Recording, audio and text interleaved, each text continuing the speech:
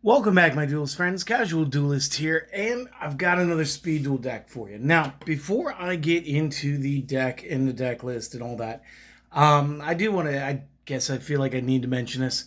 Made this deck about 10, 11 months ago, and when I did, it was a simple request, and I goofed up because I guess one of my cards went missing before filming. It was pointed out a couple weeks ago that I only had 19 cards in the deck, and I was asked what the 20th card was, and for the life of me, I can't remember back that far as to what it was supposed to have been.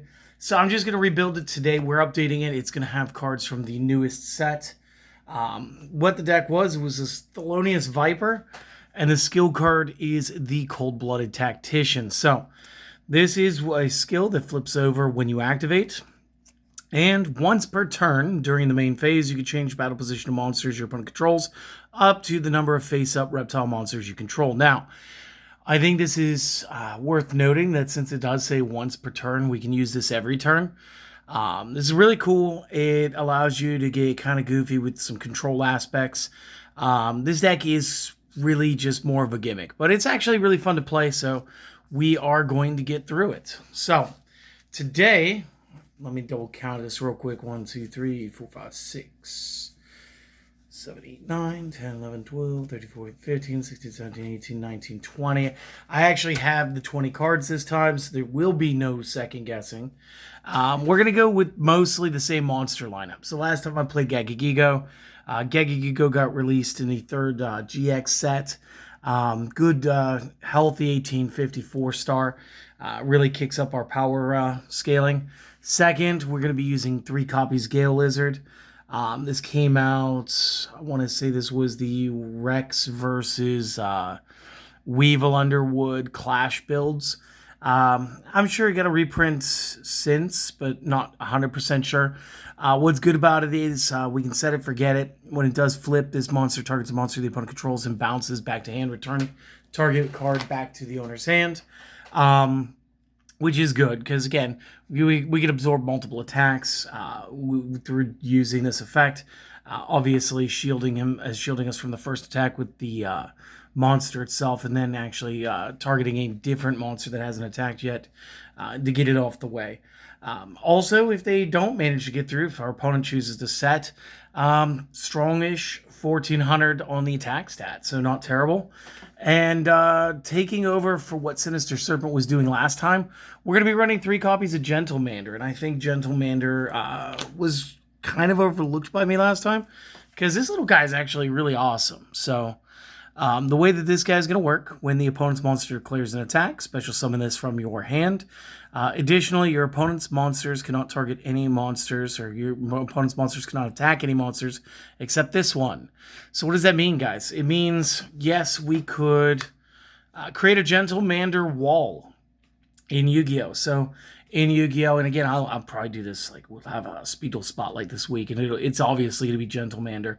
But what makes him so good is the way that the effect reads, except this one. So having 2 of them on the field at the same time effectively means that the opponent cannot declare an attack. The quick side note to this is, if the opponent has an effect that allows them to attack directly, then they were never going to need to attack monsters anyway, and those monsters can still go at you. So just a little give and take there. Again, 12 by 1,000. This is not the worst card ever. To help support our cards, we are going to use 3 copies Book of Moon. This is going to be our 3 ones, or 3 of the 3 ofs, whatever it is. Somebody said, like, oh, you should call them like tier 0 when they're banned, tier 1, tier 2, and tier 3 based on the limitations. I'm just going to call it the 3 ofs. Sorry. I'm also going to go ahead with the triple Foon. As long as we can play as many MST Typhoons as we want. I'm just going to keep playing that because, again, normally I do like a little break with 1 Cosmic Cyclone, 1 Night Beam, couple Books of Moon, and then I play around it. Right now, there's no reason not to play the best strategies. Up next in the traps, we're going to have 2 copies Lost Wind. Again, special summoning is something that's very common in Speed Duel right now. And being able to target face-up special summon monster cards, having their original attack value, removing any effects from the card is just extraordinary. It does allow like Gale Lizard and Gentlemander to possibly win more matchups. Additionally, we can just use it back from the discard pile, so like 2 is perfect. You should see it most games, and it shouldn't oversaturate your hand. Last but not least, 3 copies Sakuretsu Armor. And again, this is where Gale Lizard does some good things. So like maybe, again, I set, my opponent copies, they set, they pass. I'm going to set one of these. I'm going to flip up Gale Lizard, summon somebody else to like expand the attacks. Maybe it'll be Gentlemander. We'll go ahead, get our attacks off. Our opponent is going to try to attack. It's going to get sent over to the Gentlemander. If I don't already have another Gentlemander in my hand and activate the primary effect, summoning him to the field, we can actually Sakuretsu through the monster and carry the synergy forward. So again, this is the main deck for now with the skill. Guys, quick photo, screenshot, pause plus notes, whatever it is that you guys got to do. Do that real quick. And I'm going to get the side and extra decks out. So just one moment.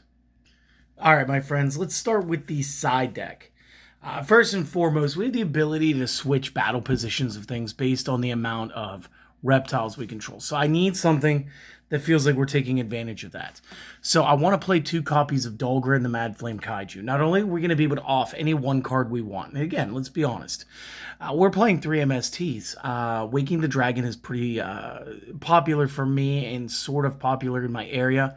And again, we'll get to that because it's in this. What it'll do is it'll allow the opponents, when we clear it from their side of the field, to provide us with quite an obstacle. And again, depending on the obstacle that you're talking about, we're talking over 3,000 defense value. So again, it's pretty hard to punch over in a small deck. And Flame Kaiju with the 1,200 defense really allows us to kind of get in there and do some stuff. I'm using 2 copies Blast with Chain. Again, as MST usage picks up, this is just a crazy response card right now. Again, this adds some longevity to Gentlemander. This adds some longevity to Gale Lizard. It's a quick plus 500 when you equip this.